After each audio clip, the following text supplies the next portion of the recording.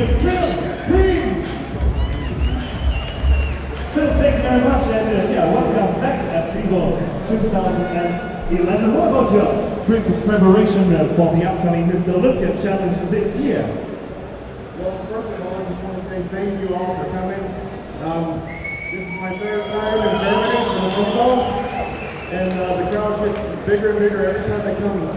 So I just want to say thank you all, because this is amazing. I feel like I'm getting ready for the Mr. Olympia as of right now. I feel like I'm on an Olympia stage. To answer your question, I'm just excited for the contest, training hard every day, and I'm going to bring something you haven't seen yet. Come September 16th. Also er wird was ganz Besonderes auch sein, das dritte Mal hier auf der FIBO Power. Er sagt, es ist unglaublich, wie sich das Ganze hier entwickelt hat, und er bereitet sich, wie gesagt, auf den Wettkampf vor. Thank you very, very much. Nice to have you here on stage, on the bodybuilding.com stage. The gift, Phil, please.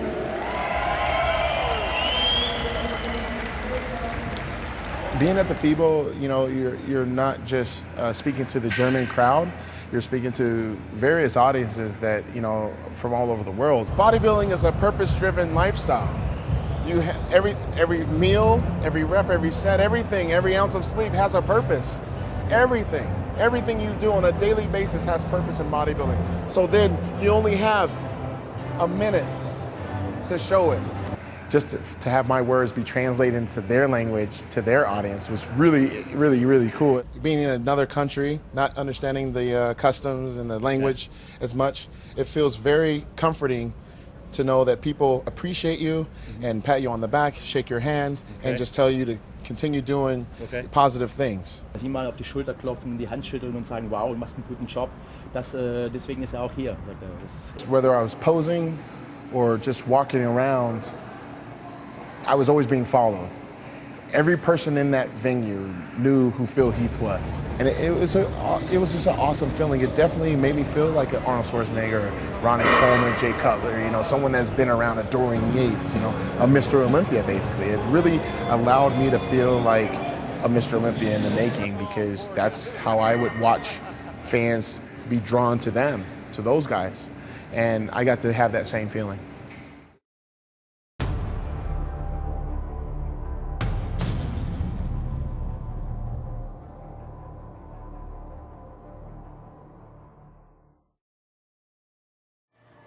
I'll admit, man, like, I'm pretty beat up. Ended up dropping my carbs a lot, just trying to make sure that, you know, I'm depleting a little bit so I can come in tighter and, you know, thin the skin out a little bit more. So that's been, like, obviously key in doing that. I've been doing a lot of cardio. Like I said, I mean, I pretty much cut my carbs in half. So, man, I'm dying. And, you know, part of me just realizes that, you know, no sacrifice, no reward. And, you know, that's what it's all about. You know, just because you have different things going on in your life, or your diet's different and it hurts, doesn't mean that you can't come in here and kill it. So that's what we're gonna do today. We're gonna get better today. We're not gonna let up. We're not gonna make excuses. We're gonna come in here, kill some hamstrings and some calves, and, you know, blow these suckers up, man. So we're gonna start off, we're gonna do some lying leg curls. And what we're gonna do is we're gonna do some front-loaded sevens, meaning we're gonna start off with our FHT7 protocol and actually do 7 sets of 40 to 45 seconds rest, using about, I'd say 85% of our maximum weight. And that's definitely gonna wake these bad boys up. We're gonna get, you know, really good contraction, really good squeeze, but really good fullness throughout that particular exercise. Then we're gonna move over and do some standing leg curls, some lying, some standing leg curls. Then we're gonna do some seated leg curls, and then finish off with some stiff-legged deadlifts. And then we're gonna throw in some calves too. I think you guys would like that, so let's get it.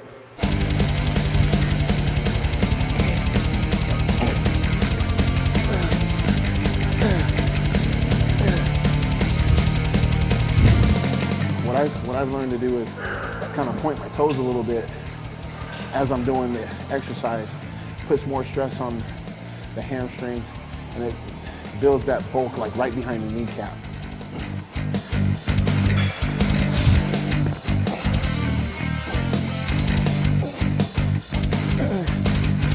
One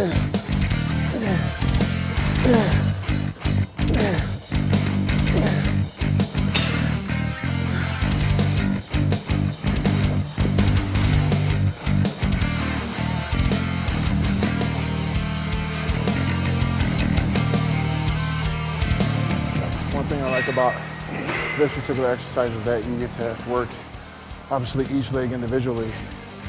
So obviously, if you're lagging certain detail of thickness on the left or right side, you can do more reps or more sets.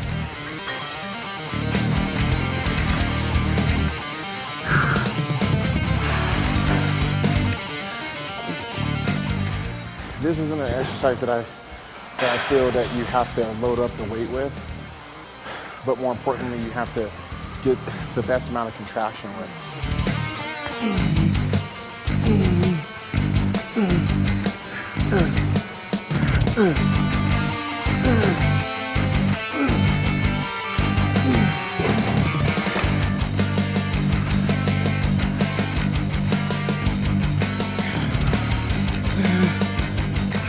So unlike the FSC7 protocol, what we're doing for the rest of this hamstring workout is trying to get some cardio out of it too. So we're only gonna rest about a minute. That's gonna obviously prevent us from going too heavy, but it's gonna really make us focus in on the form.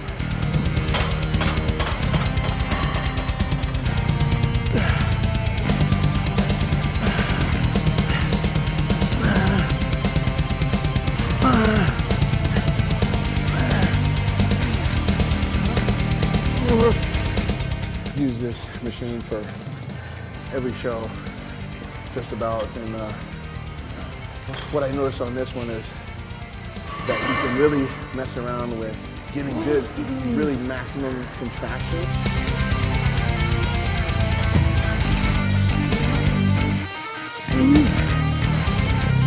As we squeeze, we're gonna hold it for like, about a half a second longer than normal. We're not gonna use momentum, but more importantly, we're not gonna use our heels. We're gonna use a pointed toe effect and try to bring out more of that thickness, like I said before, behind that knee. It's gonna create more hang to your hamstring. So when you're hitting these side shots, you're gonna have some mad sweep going on.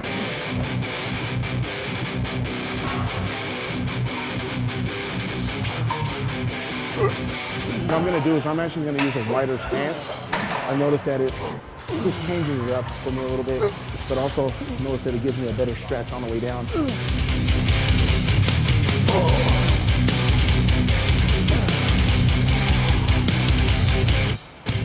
You definitely don't wanna come all the way up when you're doing this exercise, otherwise it almost seems like more of a deadlift and you're engaging your lower back too much.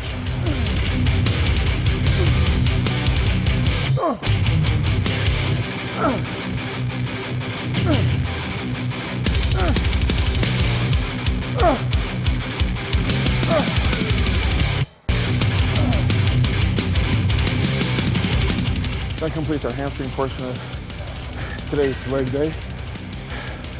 Now we're gonna get some calves in.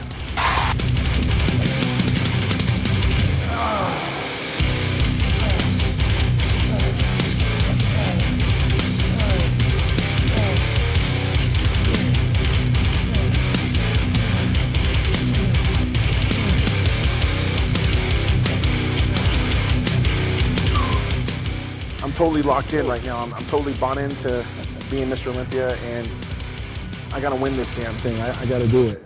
That's what I tell myself every day.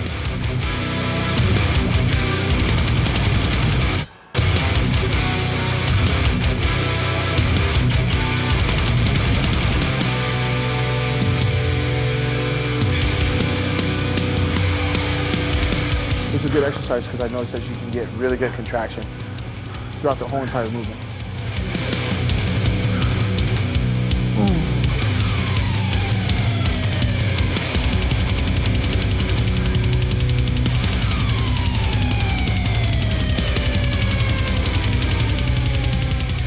All the time I just tell myself, not that you're going to, but you have to. I mean, everything depends on you having to win and you being your ultimate best.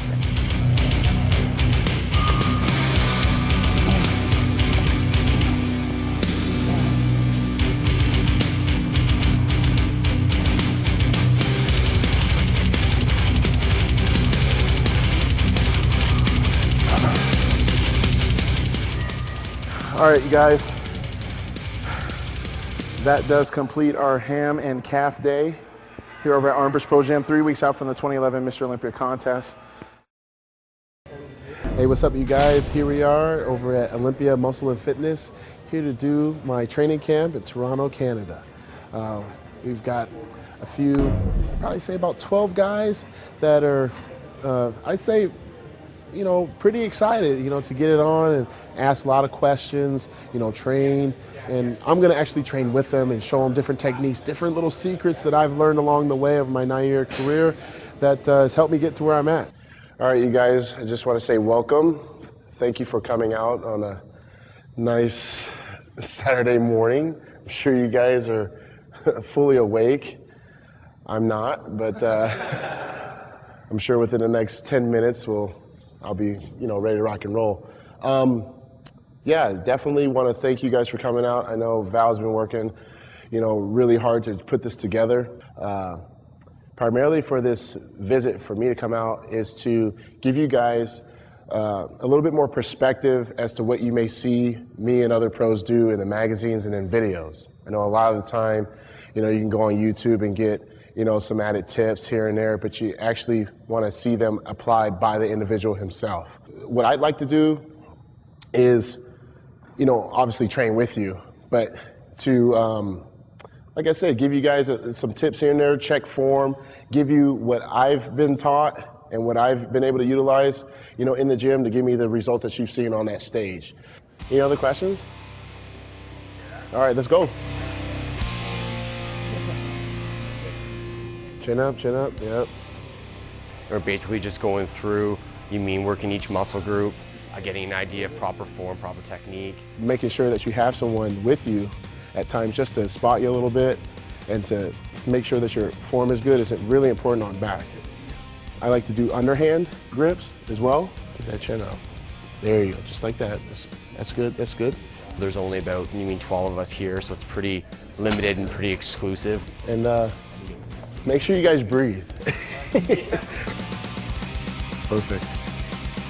Going over multiple different exercises, going through their routine, going through their form, and actually me performing their same exercises through their workouts and showing them how to correctly hit, you know, each exercise.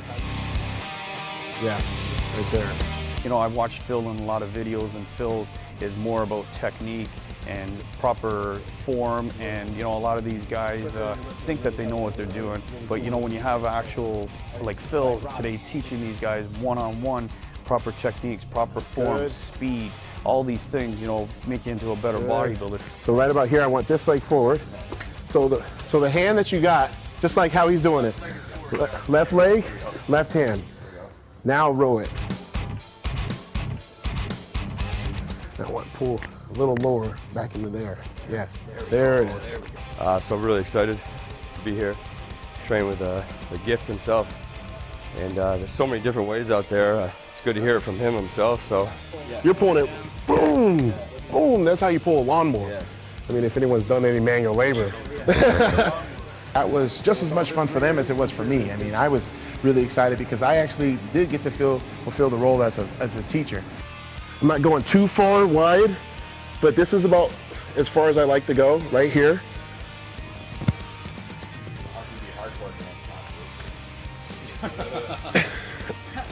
Because you throw them down. No. Come on. Good, good. Perfect. Phil's been really good so far, answering those questions for us and really giving us a better perspective of what it's like to be a bodybuilder and the lifestyle that he has. Incline fly, it's the same principle. Putting that head back into the pad. Breathe. There you go. The next Mr. O, you met this